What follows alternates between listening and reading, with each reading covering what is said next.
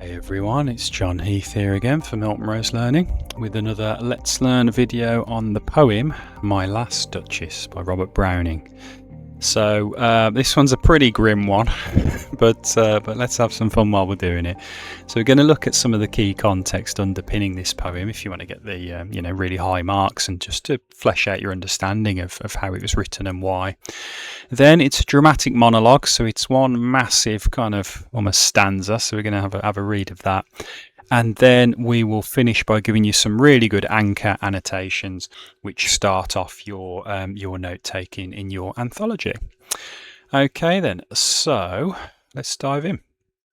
Right, so we've got the key context here, and let's kind of take them one by one. So first off then, we have, this is the Victorian era and patriarchy. So patriarchy is a very good word for your essays, and it basically just means male-dominated society. Okay, so it's written in the 19th century. The poem reflects Victorian social norms, especially patriarchal control and the objectification of women in aristocratic society. So women were basically turned into just objects to be kind of almost bought and sold in terms of marriage and things like that via dowries, and the patriarchal system was very much in control in this period. Okay, and I think Robert Browning is kind of really critiquing that in this poem. Then the form of the poem. What type of poem is this? Well, the form is very much, it's a dramatic monologue. So a dramatic monologue is a type of poem where one character is just talking to you, kind of like I am here. So they just talk you. It's like a torrent of text. They just like converse. They're almost having a conversation, but just with themselves. And that's a dramatic monologue. So Browning uses the dramatic monologue form to reveal the Duke's controlling and deeply sinister personality through his speech. Okay, he makes readers question his reliability because you're not sure if what he's saying is true or if it's just all twisted up in his mind. And by using the dramatic monologue form, you get a real psychological profile of the Duke who's speaking to us. Okay, it's a really powerful kind of poetic choice that he made there. Then we have power and jealousy. So the poem kind of thematically explores themes of power, pride, jealousy, and all those other negative themes, showing how the Duke's desire for dominance leads to the silencing of his wife. Okay, so I think that's kind of really, really interesting and really kind of analysed very, very well. So those are the key contextual points. Then if we have a look at poetry reading, now you can see it's a dramatic monologue. It's just one long thrust of kind of text. You've got the Duke there. There's a part of the poem we're going to read about, and he's put a painting of the Duchess, but it's behind a drape, and which is symbolic of his erasure of her, and he only lets certain people view the painting when he pulls the drape back. So it's quite creepy in some ways. Okay, now just to set the scene then, just so we can follow it, this is the Duke talking to us. Okay, it's kind of a dramatic monologue, and he's leading somebody around his kind of castle or villa, who is potentially bringing his next wife to marry, and it's after he's potentially killed the last Duchess, okay, or had her kind of assassinated. So he's a really nasty kind of piece of work, let's put it that way. Okay, so let's go through it. That's my last Duchess painted on the wall, looking as if she were alive. I call that piece a wonder. Now Fra Pandolf's hands worked busily a day, and there she stands. So he's pointing out to this envoy, he's pointing out the beautiful painting of his last Duchess. Will it please you to sit and look at her? I said. Fra Pandolf, by design, for never read strangers like you that pictured countenance, the depth and passion of its earnest glance, but to myself they turned, since none puts by the curtain I have drawn for you, but I. So he's saying nobody opens the curtain of the painting to see the last Duchess, but I. He's the one in control. He's a very controlling, nasty kind of character. And seemed as they would ask me, if they durst, if they dared to, how such a glance came there. So not the first are you to turn and ask thus, Sir, 'twas not her husband's presence only called that spot of joy into the Duchess's cheek.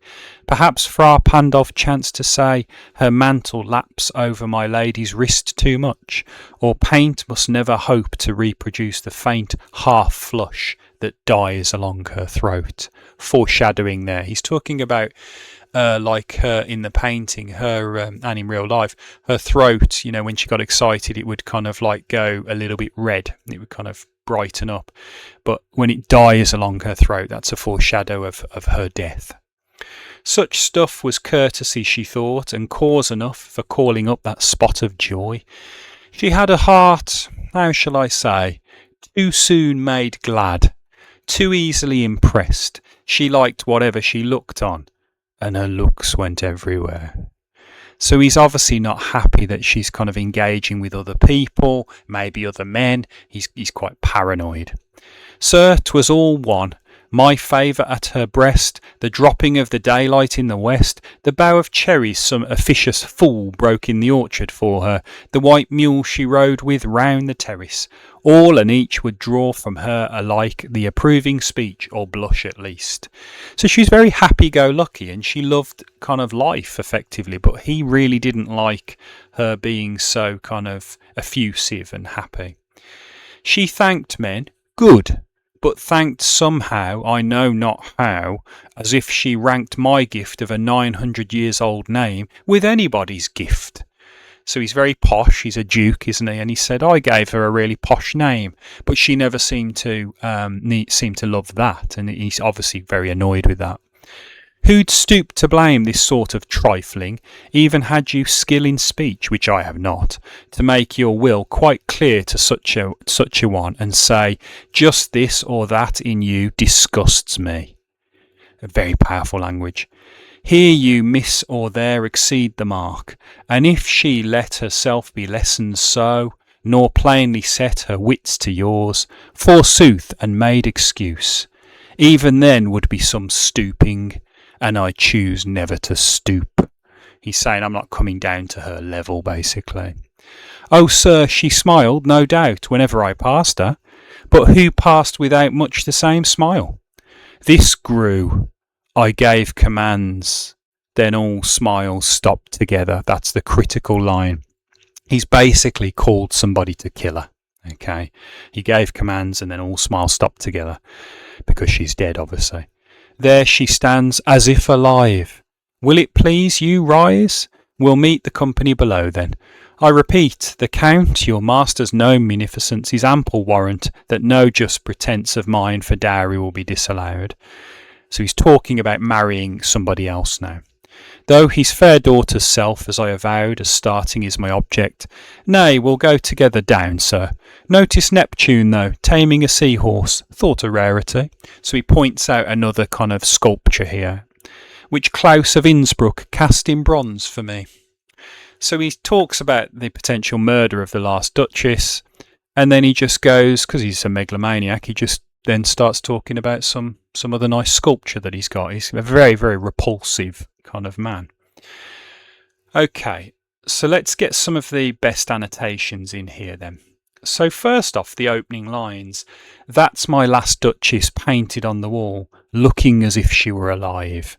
The possessive pronoun, my, it reveals the Duke's controlling, objectifying attitude towards his wife. This is very much a patriarchal era.